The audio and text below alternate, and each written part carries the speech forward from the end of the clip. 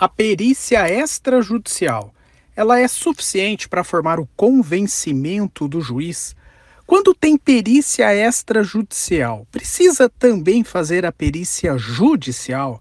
É esse o nosso tema da lição prática jurídica do dia, a lição prática de número 13, de um total de 365 que faremos ao longo deste ano de 2023, por aqui, por este canal. Vamos falar hoje sobre prova pericial, estratégias processuais, técnicas para vencer o processo.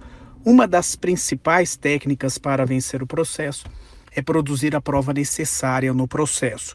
E hoje vamos falar de uma prova específica, a prova pericial. Muito bem, a perícia é uma prova típica prevista no Código de Processo Civil entre os artigos 464 a 480. A perícia, ela é um meio de prova em que o objeto da perícia, que pode ser uma pessoa ou coisa, esse objeto, o fato controvertido, ele demanda um conhecimento técnico ou científico específico, que vai além do conhecimento do homem médio. A prova pericial é aquela realizada pelo perito. Quem é o perito? O perito é um especialista em determinada questão técnica e científica, domina aquele assunto, e esse perito ele vai produzir uma prova onde ele vai colocar as suas impressões pessoais, as suas impressões técnicas e científicas relacionados a um determinado fato controvertido, e ele vai registrar tudo isso num documento chamado laudo pericial. Qual é a função da perícia? A perícia tem como função comprovar, demonstrar algo que é técnico e científico, algo que o juiz não domina, que o juiz não consegue identificar por não ter o conhecimento específico sobre aquela determinada área do saber. Por exemplo, numa ação onde vai se discutir vícios de construção em relação a uma obra que foi finalizada, para que se constate ou não a presença do vício de construção, há necessidade de uma análise técnica. Só aquelas pessoas que dominam a ciência da engenharia, só aquelas pessoas que dominam as regras técnicas da engenharia é que poderão concluir se houve ou não vício, erro nessa construção. Se foi ferido, se foi contrariado algumas normas da engenharia e que, portanto, aí configura o vício. O juiz, por ele não ter esse conhecimento técnico ou científico, o juiz não tem capacidade por si só de analisar esse fato controverso, o vício de construção, e chegar a um convencimento sobre essa matéria. Ele vai precisar do auxílio do perito. E o perito é quem detém esse conhecimento técnico e científico e vai expressar esse seu conhecimento diante do caso concreto no laudo pericial. Muito bem. Em que casos uma perícia pode ser indeferida pelo juiz no curso de um processo? Bom, uma perícia pode ser indeferida quando o fato controvertido não depende de conhecimento técnico ou científico. Então, nessas circunstâncias, a perícia pode ser indeferida pelo juiz. Ela também pode ser indeferida quando a realização da perícia for impraticável.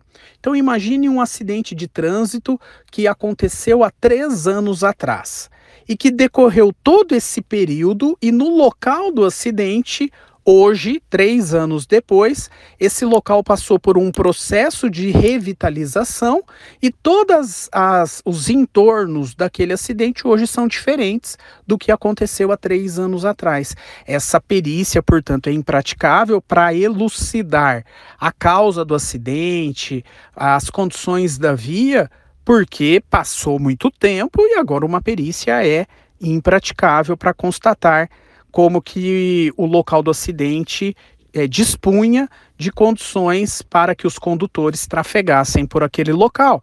Nesse caso, a perícia é impraticável, portanto, ela pode ser indeferida pelo juiz.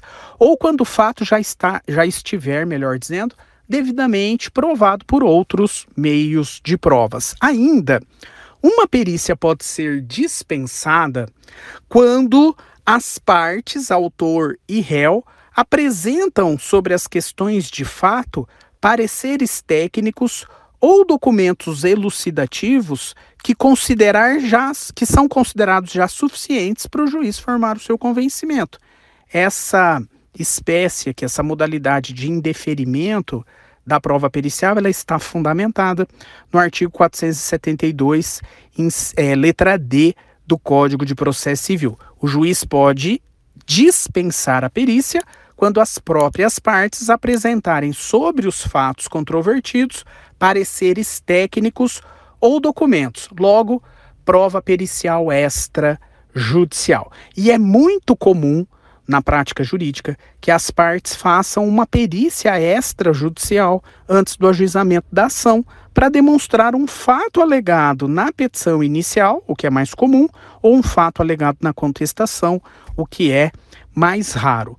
Mas essa técnica, de produzir a prova privada, de produzir uma perícia extrajudicial, uma perícia preparatória para o ajuizamento da ação principal, essa técnica ela é conhecida como uma gestão privada da prova por parte do advogado que assiste essa parte que produz uma perícia extrajudicial. E essa técnica, de se preocupar com a realização de uma perícia extrajudicial, ela é muito importante, por exemplo, para conseguir a liminar quanto ao pedido de concessão de tutela provisória. Aqui nós estamos diante de uma conduta probatória ativa, uma técnica do advogado que assiste o autor de produzir uma prova técnica, uma perícia extrajudicial, para que esse laudo extrajudicial ele instrua a petição inicial e, em relação ao fato técnico alegado na petição inicial, o juiz possa conceder uma tutela provisória em favor do autor. É uma técnica, portanto, que deve ser incentivada na sua prática jurídica. Quem produz provas pré-processuais sai na frente no processo. A prova pericial extrajudicial, ela já é suficiente para convencer o juiz ou precisa de uma perícia judicial também? Essa é a questão que eu quero entrar na análise agora com vocês. E para isso, nós vamos nos valer aqui de uma resposta que é padrão no direito. A resposta depende. Vai depender sempre da situação concreta do caso, que está sendo analisado pelo juiz. Algumas coisas, alguns pontos devem ser levados em consideração. O primeiro aqui, a perícia extrajudicial, ela é produzida unilateralmente pela parte, sem o crivo do contraditório e sem a participação, claro, da parte contrária. Mas, mesmo sendo uma prova produzida fora do processo e unilateralmente pela parte, essa prova pericial extrajudicial é muito importante para o juiz ter a segurança jurídica para conceder a liminar no pedido de tutela provisória. Essa prova, ela é produzida sem a participação do juiz, portanto, uma perícia extrajudicial, não há quesitos formulados pelo juiz para que seja respondido pelo perito extrajudicial, pelo profissional que fez, o laudo extrajudicial. Agora veja que interessante.